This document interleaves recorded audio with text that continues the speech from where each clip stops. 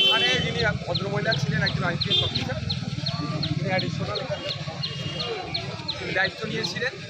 আমরা কমপ্লেন জমা করেছি। যারা আমাদের কর্মীদের আক্রমণ করেছে, প্রোগ্রাম করতে দেয়নি, তাদের বিরুদ্ধে ব্যবস্থা গ্রহণ করবে।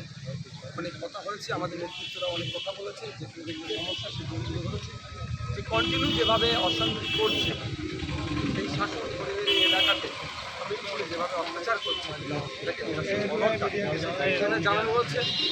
ওখানে যারা দায়িত্বশীল অফিসাররা ছিলেন তারা আশ্বস্ত করেছে যে তাড়াতাড়ি অ্যাকশন নেবে।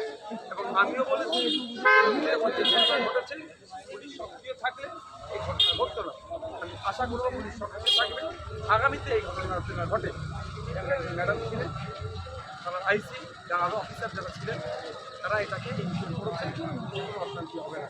তাই আপনারা যারা ছিলেন আপনারা নিরাপদে আস্তে আস্তে আপনারা এখানে